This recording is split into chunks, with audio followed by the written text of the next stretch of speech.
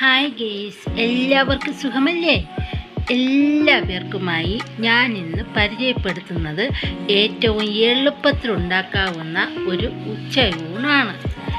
ഇതിനായി ആദ്യം ചോറ് തയ്യാറാക്കുക.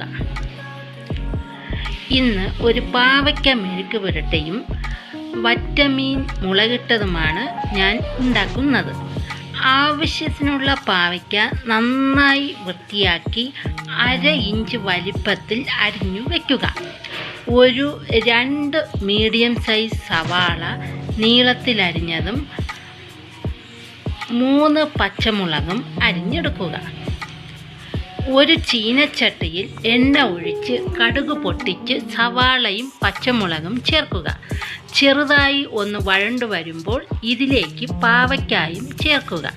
എല്ലാം കൂടി ഏകദേശം 90% വെന്ത് വരുമ്പോൾ ഒരു വലിയ തക്കാളി അരിഞ്ഞതും പെരുംജീരകവും മഞ്ഞൾപ്പൊടിയും ചേർത്ത് നന്നായി യോജിപ്പിക്കുക.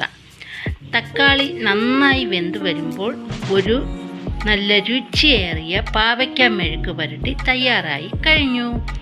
കറിച്ചട്ടിയിൽ വറ്റമീൻ നന്നായി കഴുകി വൃത്തിയാക്കി അതിലേക്ക് മഞ്ഞൾപ്പൊടി, ഉപ്പുപൊടി, മുളക് പൊടി, മല്ലിപ്പൊടി, ഇഞ്ചി, വെളുത്തുള്ളി അരിഞ്ഞതും ആവശ്യത്തിനുള്ള പുളിവെള്ളവും ചേർത്ത് അടുപ്പിൽ വയ്ക്കുക. 18 മിനിറ്റിന് ശേഷം കറിവേപ്പിലയും വെളിച്ചെണ്ണയും ഒഴിച്ച് കൊതിയൂറുന്ന വറ്റമീൻ മുളകിട്ടത് തയ്യാറായി കഴിഞ്ഞു.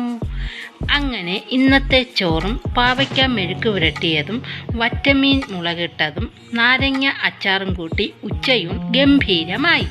അടുത്ത റെസിപ്പിയുമായി വരുന്നതുവരെ എല്ലാവർക്കും ശുഭദിനം.